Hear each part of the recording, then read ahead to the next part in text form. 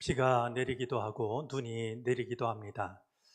고르지 못한 날씨 속에 예배의 자리로 나온 우리들에게 그럴수록 주님은 한결같은 그리고 한량없는 은혜와 복을 허락해 주시기를 바랍니다.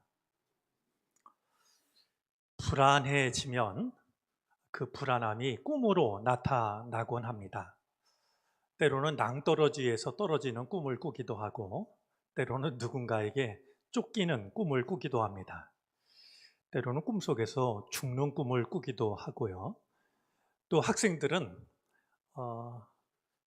아무것도 준비를 안 했는데 갑자기 선생님이 시험을 본다는 꿈을 꾸기도 하고요. 우리 남자들은 분명히 군에 갔다 왔는데 또 군대 오라라는 이런 꿈을 꾸기도 합니다. 목사들도 마찬가지입니다. 저도 그런 꿈을 꾼 적이 있는데요.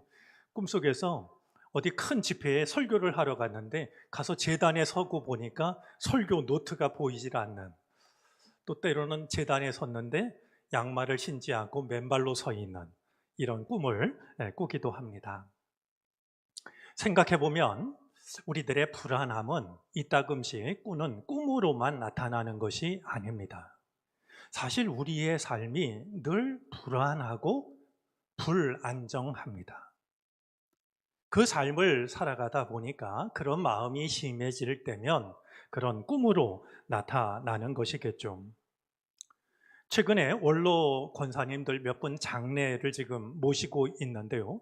제가 최근에 장례를 이렇게 모시면서 이게 참 신기한 우연이다라고 여겨지는 게 있습니다. 어제 우리 곽춘영 권사님도 마찬가지인데요.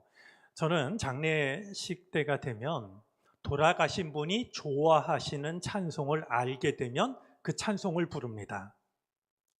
그런데 최근에 돌아가신 세 분이 좋아했던 찬송가가 같은 찬송이었습니다. 412장이었는데요. 내 영혼의 극히 깊은 데서라는 찬송입니다. 그 후렴 가사는 이러합니다. 평화 평화로다 하늘 위에서 내려오네 그 사랑의 물결이 영원토록 내 영혼을 덮으소서. 그 찬송을 부르면서 왜 이 찬송가를 좋아하셨을까 생각을 해보면 돌아가신 분이 하늘의 평안함을 이토록 간절히 원하셨구나. 이 땅에서는 얻을 수 없는 그 평안함을 하늘로부터 이제 허락받기를 이렇게 간절히 원하셨던 것이구나 라고 하는 것을 느낄 수가 있었습니다. 이번 주 우리가 읽어 나갈 성경 통독을 위한 본문이 창세기 26장부터 50장까지입니다. 여러분 미뤘다가 한꺼번에 하지 마시고요. 이거 따라오시면 여러 가지로 좋을 것 같습니다. 우리 창세기를 읽어보면 다양한 인물들이 나오는데요. 아마 그 가장 중요한 인물을 대라고 하면 아브라함과 그의 자녀들의 이름이라고 생각이 됩니다. 아브라함, 이삭, 야곱, 요셉. 이렇게 이름을 들어도 그들이 얼마나 정말 창세기 안에서 큰 비중을 차지하고 있는지 어렵지 않게 짐작을 하실 겁니다. 그런데 가만히 생각을 해보면은요, 이 사람들 중에서도 의외의 이유로 눈길이 가는 한 사람이 있는데 이삭입니다. 이삭은 그 유명한 아브라함의 아들입니다. 그리고 이 이삭은 또 그 유명한 야곱의 아버지이기도 합니다. 유명한 아버지, 또 유명한 아들, 그 사이에 놓여 있는 사람이 이삭인데요. 이삭은 뭐 그렇게 아브라함이나 아니면 야곱처럼 특별한 것이 떠오르지 않는 참 평범한 사람입니다. 이삭이 들으면 서운해할지 모르지만 저는 이삭 그러면 왠지 이렇게 추수를 끝내고 논이나 밭에 남은 이삭이 떠오를 만큼 말이죠. 이렇게 중요한 것과는 별로 상관이 없는 사람처럼 여겨지는 것이 사실입니다. 오늘 그 이삭을 생각하려고 하는데요. 이 이삭을 생각하려고 하는 중요한 이유는 그의 평범함 때문입니다. 아브라함처럼 야곱처럼 그렇게 유명한 사람이 아니고요. 지극히 평범한 사람. 그를 생각하고 싶은 것은 우리들도 평범한 사람들이기 때문입니다. 평범했던 이삭의 삶 속에 어떤 일이 있었는지, 그리고 이삭은 어떤 믿음을 가지고 있는지 오늘 우리가 함께 살펴보면서 은혜를 나누도록 하겠습니다. 이삭이 살던 때에 그곳에 흉년이 들었습니다. 살던 땅을 떠나서 어디론가 피난을 가야 할 만큼 큰 흉년이었던 것 같습니다.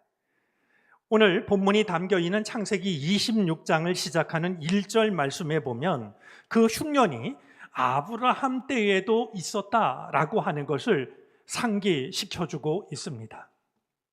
우리가 인생을 살다 보면 누구에게나 원하지 않았던 흉년이 찾아옵니다.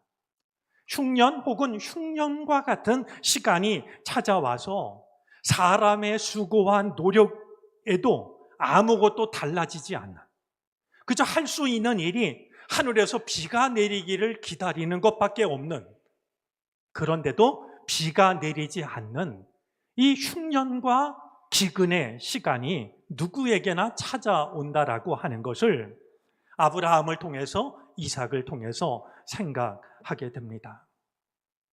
자, 이삭은 흉년을 피해 가지고 블레셋 땅으로 갑니다. 그 땅에서 농사를 짓는데 오늘 본문을 보니까 그 해에 100배의 수확을 거두게 됩니다.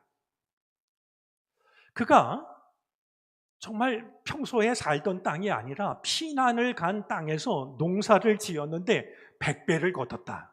참 놀라운 일이 아닐 수가 없는데요. 성경은 그 이유를 하나님께서 그에게 복을 주셨기 때문이라고 밝힙니다. 그러니까 이삭이 농사를 잘 짓는 사람이어서가 아니라 낯선 땅에서 씨앗을 뿌렸지만 100배를 거둘 수 있었던 것은 하나님이 그에게 복을 주셨기 때문이다라는 겁니다. 우리에게도 이런 은혜와 복이 임했으면 참 좋겠다라고 여겨지는데요. 사실 우리는 세상을 살아가면서 이런 경험보다는 100개의 씨앗을 심었는데 한 개의 열매밖에 거두지 못하는, 오히려 이런 경험을 더 자주 하게 됩니다. 나의 수고한 노력이 내가 수고하고 노력한 만큼의 열매로 돌아오지 못하는 말이죠. 그런데 하나님께서 이삭에게 복을 주시자 씨앗 하나에 열매가 100개가 달리는 말이죠. 이런 은혜와 복을 누리게 된다면 얼마나 감사한 일이겠습니까? 오늘 성경이 우리에게 일러주는 매우 중요한 사실이 있는데요. 하나님의 복은 하나님의 사람이 이방 땅에 살 때에도 여전히 나타난다라는 겁니다. 바라기는 여러분들이 예배당을 찾아서 예배를 드릴 때만 하나님의 은혜와 복을 경험하지 마시고요. 저 세상 한복판에서 여러분이 살아가는 삶의 자리에서도 하나님의 은혜와 복을 누리게 되기를 바랍니다. 그런데 이삭이 받았던 씨앗 하나를 심었는데 100개의 열매를 거두는 것보다 더 큰 복이 있습니다. 그것은 이삭이 이렇게 잘 되는 것을 보고서 블레셋 사람들이요, 저 사람이 저렇게 잘 되는 것은 하나님께서 복을 주시기 때문이라고 하는 사실을 깨닫고 있다는 점입니다. 여러분, 우리가 세상 속에서 하나님이 주시는 복을 받는데요, 그것도 귀하지만 우리가 잘 되는 것을 보고 하나님을 모르던 사람들이 저 사람이 저렇게 잘 되는 것은 하나님이 지켜주셨기 때문이야, 하나님께서 복을 주시기 때문에 저 사람이 저렇게 잘 되는 거야, 그것을 알 수 있게 된다라고 하면 그것은 씨앗 하나에 100배의 열매를 거두는 것보다 더 귀한 복이 아닐 수가 없다라고 여겨집니다. 여러분들이 세상 한복판에서 복을 받으시되, 내가 복을 받는 것이 하나님께서 주시는 복이라고 하는 것을 여러분들을 바라보는 사람들한테 보일 수 있는 이 은혜와 복이 여러분의 삶 가운데 언제라도 함께 하시기를 바랍니다. 이제 우리가 100배의 수확이라고 오늘 성경이 말씀하고 있는 이 말 속에서 한 가지 기억해야 될 것이 있습니다. 예수님은 씨 뿌리는 비유를 통해서 누가복음 8장 8절에서 이렇게 말씀합니다. 좋은 땅에 떨어지는 씨앗은 100배의 열매를 맺게 된다. 마태복음 4장 8절에서는 좋은 땅에 떨어진 씨를 두고서 30배, 60배, 100배의 결실을 맺게 된다라고 말씀합니다. 예수님 말씀에 의하면요, 이 100배의 결실이라고 하는 것은 하나님의 말씀을 따르는 사람에게 주어지는 최상의 결과입니다. 그냥 100이라는 숫자가 중요한 게 아니라 우리가 하나님의 말씀을 따를 때 그 말씀을 따르는 자에게 주어지는 최상의 결과가 100배라는 말 속에 담겨져 있는 것이죠. 그러면 이삭은 어떻게 100배의 결실이라는 축복을 받았을까요? 흉년이 찾아왔을 때 이삭은 여기서 더 이상 살다가는 가족들이 다 굶어 죽겠다. 그래서 어디론가 피난을 가기로 하는데요. 오늘 우리 26장 2절 말씀에 의하면 이삭이 어디로 피난을 가려고 했냐 하면 이집트로 가려고 그랬습니다. 여러분, 이집트는요, 나일강이 있어가지고요, 물이 풍부합니다. 또 관계수로가 잘 되어 있기 때문에 언제라도 먹을 것이 풍부했습니다. 그러니 당연히 이 이삭이 식솔들을 데리고 피난을 가려고 하는 땅으로 이집트를 생각한 것은 마땅한 일이었습니다. 뿐만이 아닙니다. 창세기 12장에 보면은요, 이 이삭의 아버지 이삭도 큰 흉년이 들었을 때 피난을 가는데 어디로 갔냐 하면 이집트로 갔습니다. 그러니까 이래저래 이삭이 생각할 땐 이집트로 가는 것이 가장 좋겠다 생각을 했던 것입니다. 그런데 어떤 이유에서인지 우리 26장 2절 3절 말씀을 보면 하나님께서 이삭에게 이집트로 내려가지 말고 내가 너에게 지시하는 땅에서 살라 라고 말씀을 합니다. 이삭에게는 확실히 좋아 보이는 곳이 있었습니다. 또 내가 원하는 곳이 있었습니다. 아버지의 경험도 담겨져 있는 곳이 있었습니다. 그럼에도 불구하고 이집트로 내려가라고 하던 계획을 하나님의 말씀을 듣고 포기합니다. 그리고 하나님께서 살라 하셨던 땅이 바로 블레셋 사람이 살고 있는 그 땅이었던 겁니다. 바로 그럴 때 하나님의 말씀을 따를 때 이삭에게 주어졌던 복이 100배의 수확이라고 하는 복이었습니다. 그냥 이 복을 누렸던 것이 아니라 내 생각이 있지만, 그리고 내가 아무리 생각해도 이집트로 가는 게 좋아 보이지만 하나님께서 말씀하시니 내 생각을 포기하고 하나님의 말씀을 따랐던 이삭에게 하나님께서 주신 복이 100배의 수확을 거두게 하는 복이었던 것이죠. 100배의 결실을 거두는 이 은총은 내 생각이 아니라 하나님의 말씀을 따르는 자에게 주어지는 하나님의 은총이었습니다. 자, 이삭이 농사 짓는 것마다 정말 수많은 열매를 거두어 드립니다. 가축도 점점 수가 불어납니다. 그래서 오늘 성경은 거부가 되었다라고 이렇게 말하고 있는데요. 여러분, 이런 이삭을 바라보는 블레셋 사람들의 마음이 어떠했을까요? 먹을 것이 없어서 우리 땅에 피난 온 사람이 말이죠, 농사 지을 때마다 잘 되고 가축도 늘어나고 그래서 큰 부자가 되는 것을 보고 박수를 쳤을까요? 축하하며 함께 기뻐했을까요? 사람의 마음은 이상해서요.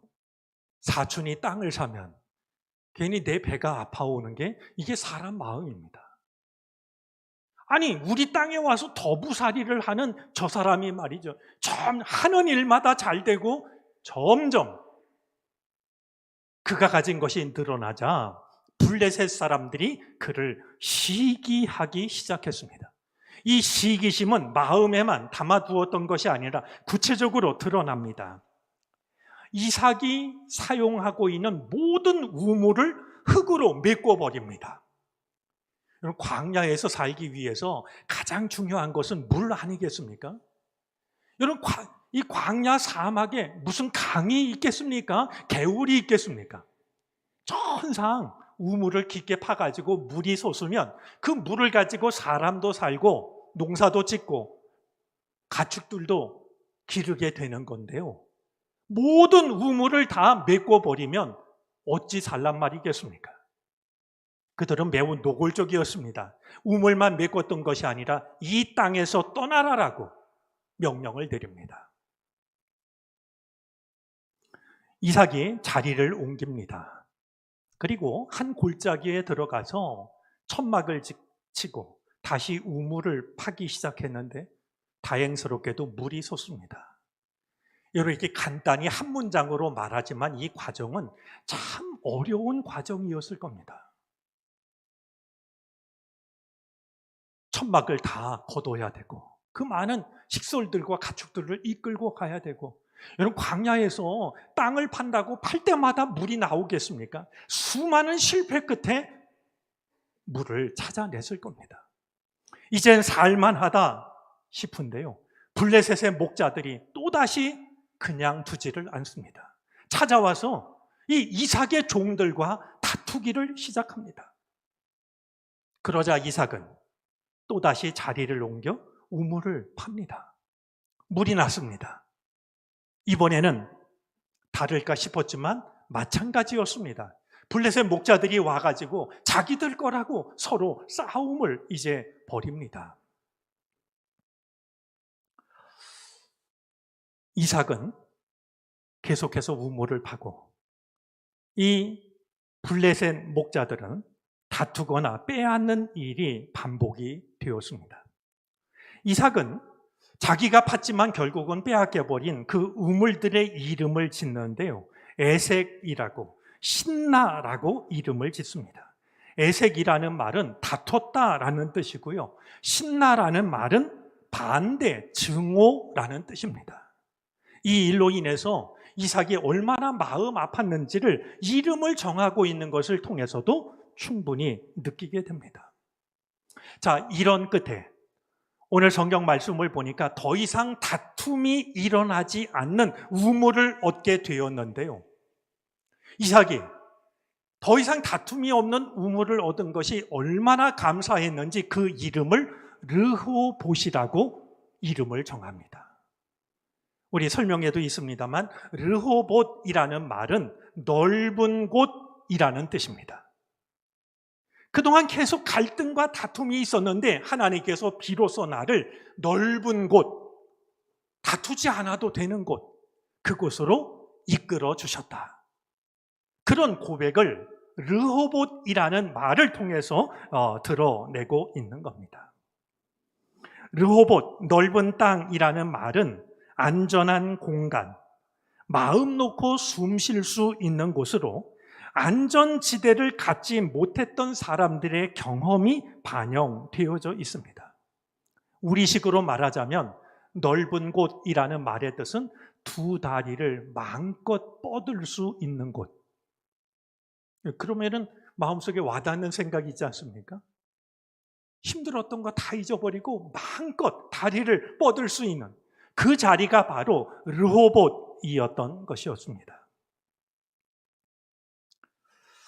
우리가 세상을 살다 보면 이 일이 뜻대로 되지 않을 때가 적지가 않습니다.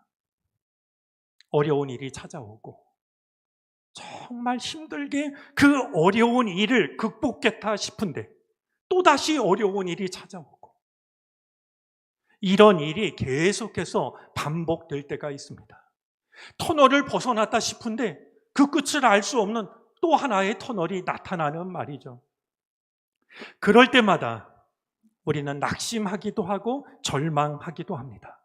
아니, 아무 근심 걱정 없이 잘 사는 사람도 많은 것 같은데 왜 내 삶엔 이런 어려운 일이 반복될까? 내게 주어진 운명을 때로는 비관하기도 합니다. 그런 점에서 오늘 평범했던 한 사람 이삭을 주목하고 싶은 게 있습니다. 이삭에게서 주목하고 싶은 것이 있습니다. 반복되는 실패와 괴로움 속에서도 이삭에게서 찾아볼 수 없는 것이 있습니다. 다툼과 절망입니다. 이삭은 그랄 목자들이 와서 우물을 메울 때도 싸우지 않았습니다. 골짜기에 들어가서 새로 판 우물을 자기 거라고 다툼을 일으켜도 언성을 높이지 않습니다. 그들과 멱살잡이를 했던 것도 아니고요. 몽둥이나 칼을 들고 우물을 지켰던 것도 아닙니다. 그들이 원하면 내어줍니다. 그런데 놀라운 건요, 그러면서도 절망하지 않습니다. 저는 이것이 지극히 평범한 사람 이삭이 가지고 있었던 비범한 믿음이라고 생각을 합니다. 아무리 평범한 사람이었을지 몰라도 그는 비범한 믿음을 가지고 있었는데요. 어떤 어려움이 와도 다투지 않고 절망하지 않는, 그것이 이삭의 믿음이었던 겁니다.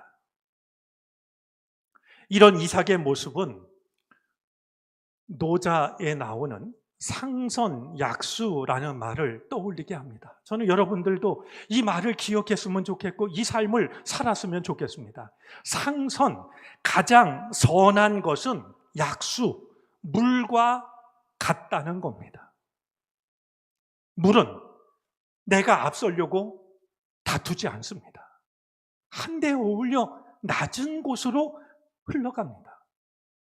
다투지 않고 낮은 곳을 향해 내려감으로써 만물을 유익하게 하고 살리는 것이 물입니다. 그래서 가장 좋은 선은 물과 같다라고 옛글은 우리에게 가르침을 주고 있습니다. 여러분, 이쯤에서 궁금해지지 않습니까? 도대체 이삭은 어떻게 그럴 수 있었을까요? 아니, 딴 것도 아니고 이 우물이 없으면 살 수가 없는데, 그리고 내가 팠는데 그걸 와서 빼앗는, 그걸 메꿔버리는 이 그랄 목자들과 어떻게 안 다퉜을까요? 내어주면서도 어떻게 절망하지 않을 수 있었을까요? 아이들 말로 말이죠. 이 이삭이 쫄았을까요? 괜히 자기가 거기서 그들과 다퉜다가는 그들에게 죽임을 당할까봐, 다 빼앗길까봐 쫄았을까요? 사실 그렇게 생각하기는 어렵습니다. 왜냐하면 이 블레셋 왕이었던 아비멜렉도요, 이삭이 자기네보다 훨씬 더 강하다라는 사실을 인정하고 있습니다. 만만히 볼 상대가 아니었습니다. 그러면 이삭은 왜 싸우지 않고 다투지 않고 절망하지 않은 채 우물을 넘겨주고 또 다른 곳으로 옮겨갈 수가 있었을까요? 한 가지 떠오르는 것이 있습니다.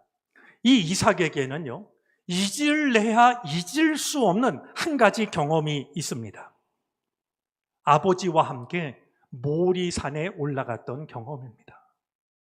아버지가 어느 날 하나님의 말씀을 들었다고 하면서 자기를 데리고 모리산으로 올라갔습니다. 나무단을 쌓더니 하나님께 바칠 희생 제물로 자기를 묶는 게 아니겠습니까? 그리고 나무단 위에 올려놓습니다. 그런 뒤에 아버지가 정말로 날이 시퍼런 칼을 들고 자신에게 내리치려고 했던, 여러분, 그날 그 순간을 이삭이 어떻게 잊을 수가 있었겠습니까?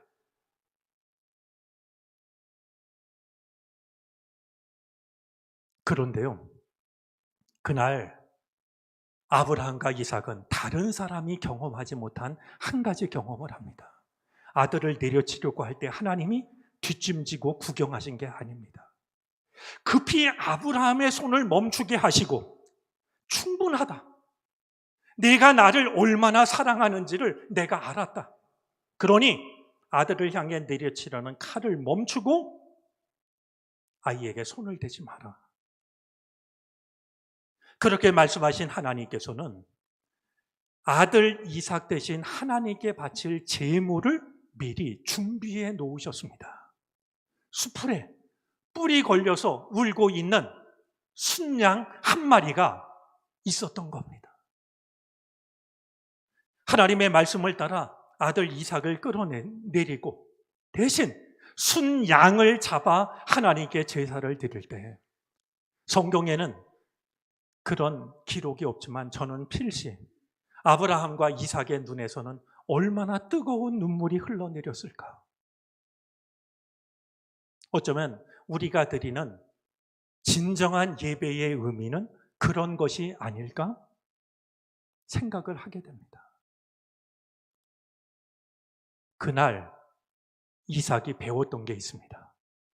나는 이해할 수가 없지만, 아니 아들을 바치라니, 따르기 싫지만, 그러나 하나님의 뜻을 따를 때 하나님께서는 나를 위해서 필요한 것을 예비해 주신다라고 하는 경험이었습니다. 이 경험은 이삭의 마음속에서 지워질래야 지워질 수가 없었고 떠날래야 떠날 수가 없는 경험이었습니다. 비록 지금 우물을 빼앗기는 일이 있어도 저들과 다투는 대신에 이 일을 하나님께 맡기면 하나님은 나를 위해서 가장 좋은 것을 예비해 주실 거다. 그 믿음이 있었기 때문에 블레셋 목자들과 싸우며 우물을 지켰던 것이 아니라 내어주고 떠나고 내어주고 떠나고, 그런 이삭을 보시며 하나님은 더 이상 다툼이 없는 곳 넓은 땅 르호봇을 하나님은 예비해 주셨던 것이었습니다.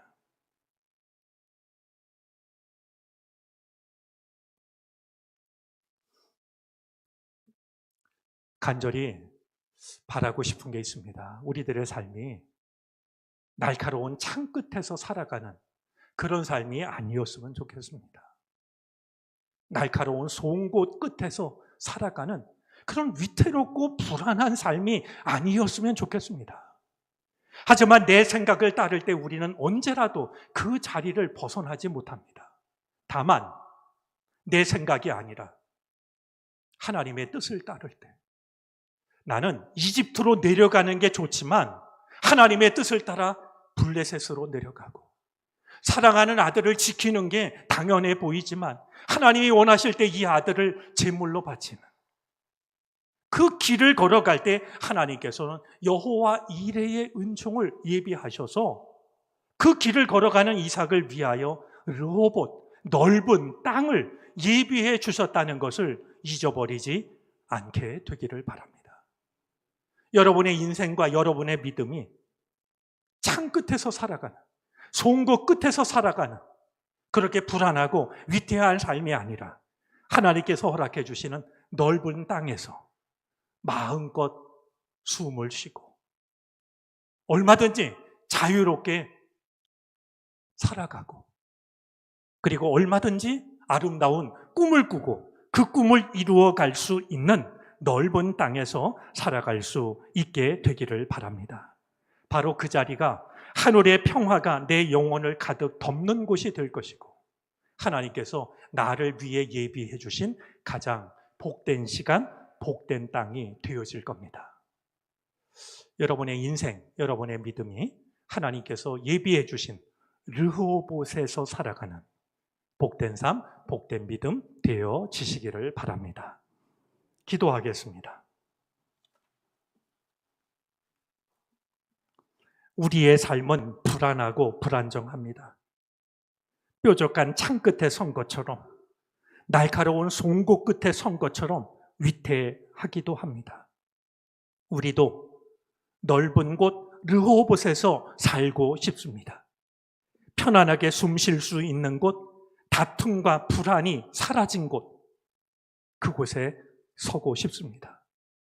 내 판단과 생각 내려놓게 하여 주시고 주님의 뜻을 신뢰하며 따르게 해 주시옵소서. 우리의 생각과 우리의 인생과 우리의 믿음이 좁다란 우물 속에 갇히지 않게 하여 주시옵시고 그 경계를 감히 헤아릴 수 없는 끝없는 하나님의 은총 안에서 살아가게 하시옵소서. 이 은혜를 우리에게 선물로 주고 계시는 주 예수 그리스도의 이름으로 기도를 드립니다. 아멘.